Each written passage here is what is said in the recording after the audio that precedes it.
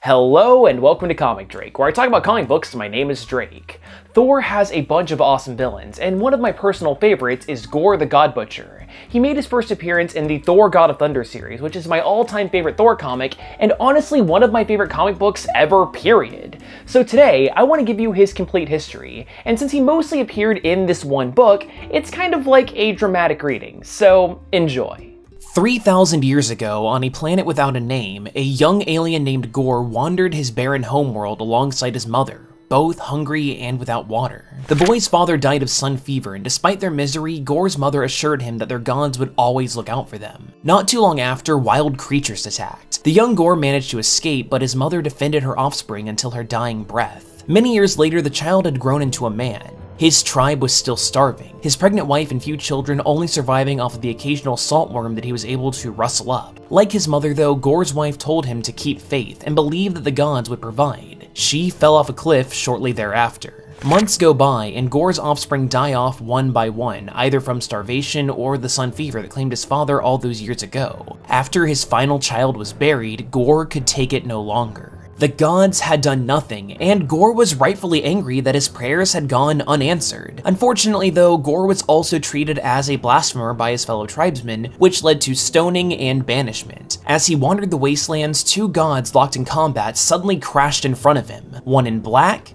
and one in gold. The god dressed in black was Null, the god of the symbiotes, and on his body was a powerful weapon. This was the very first symbiote, all black, the Necrosword. Yes, you heard me right. All of the symbiotes that we see in Marvel Comics, an entire species of beings that make up a freaking planet, are all descendants from the weapon of an ancient god. Anyway, when the god dressed in gold asked for help, All Black bonded itself to Gorr and he used it to murder the god. With his first deity slaughtered, Gorr used the power of All Black to escape his planet, and he spent the next 2,000 years slaying any god he could find, earning him the name the God Butcher. This bloodlust eventually brought Gorr to Earth, roughly around 893 AD, where he encountered a young Thor Odinson. Thor was brash, cocky, and not even worthy of his famous hammer Mjolnir yet. All he cared about was fighting alongside his Viking warriors and sleeping with their women. Gorr arrived in the middle of a fight between Norse and Slavic warriors, with Thor poised to take on the deity Chernabog the Black. Yes, as in the one from Fantasia. What Thor discovered was Chernabog's decapitated body at the hands of the God Butcher, a foe that he barely fought to a stalemate himself. After licking his wounds, Thor hunted down Gorr and seemingly killed him, but in reality, the Butcher survived and started preparing a scheme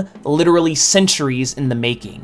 Gorr took this opportunity to imprison Shadrach, the god of bombs, and forced him to design the God Bomb, an explosive so powerful that it would kill gods throughout all of space and time. Okay, let me put this into perspective. In order to create this, Gorr enslaved a race of time gods in order to create a portal inside of the bomb itself that he would use to travel back to the creation of the universe and rip out the heart of an elder god. This is what the entire bomb was to be built around. Then, Gorr traveled thousands of years into the future, where he either butchers every god in existence or takes them as slaves to mine the materials needed to fully construct the God Bomb. The future Thor, on the other hand, was the only god to put up a real fight, and was left for last. For centuries, Thor, who is now the Allfather, was left inside the halls of Asgard completely alone and constantly fighting off Black Berserkers, which are vicious beasts that were created with the power of the Necrosword. Similar to the Black Berserkers though, Gorr also used the power of All Black to create new versions of his wife and son in order to keep him company and help keep these slaves in line, the latter of which would be useful for when Gorr briefly went back to the modern era for some materials. It was there, or I guess then, that he was discovered by the modern Thor, who fought Gorr and followed him through the time portal to the dystopian future in the process. And it's here that things get a little bit weird because time travel. While the modern and future Thors worked together to come up with a plan, Gorr traveled back in time one last time in order to bring with him the young Thor that he had fought all those years ago, wanting him to see the destruction of the God Bomb firsthand. In the meantime though, Gorr wanted to break his spirits even further, so he put the young Odinson to work inside of the mines alongside his future granddaughters. By using a chunk of star matter that the slaves had managed to hide away, the young Thor tried to sabotage the God Bomb. He was unsuccessful though, and only really succeeded in causing an explosion so large that he was shot into space. Thor nearly died until he was discovered by his two future selves, and all three Thors launched an attack against the God Butcher. Despite their combined power, and I want to make this very clear since the old Thor also has the Odin Force, which is now called the Thor Force, even with all of that, the three Thors were defeated. This display of insane strength caused Gorr's wife to exclaim with joy that her husband was the only being worthy of worship.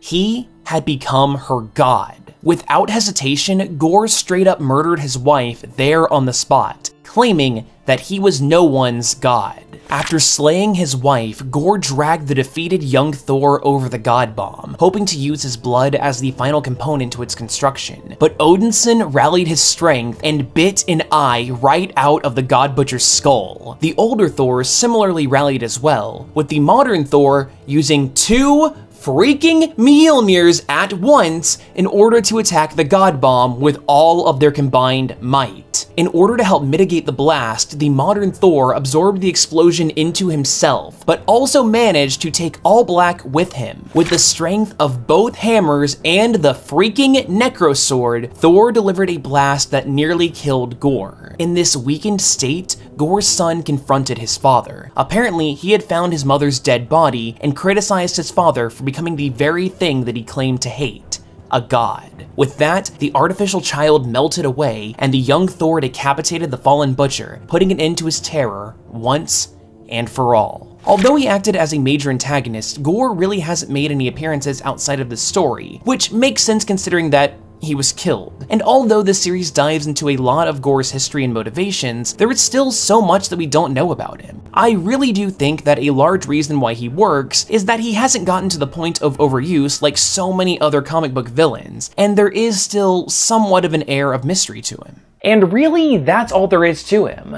Gorr is an incredible character, but just listening to me talk about him really isn't going to do him justice. So if you want to read more for yourself, then definitely pick up Thor God of Thunder Volume 1, The God Butcher. It is an incredible read, and I highly recommend it. So if you want a copy for yourself, I'm going to have a link down there in the description below. But if you like this video, then why not consider subscribing, or even watching another one? And if you liked this, well, I have a playlist with every single one of my Thor videos, so maybe check that out if you're interested. But anyway, I hope you learned at least a little something new, and hopefully, I'll see you next time.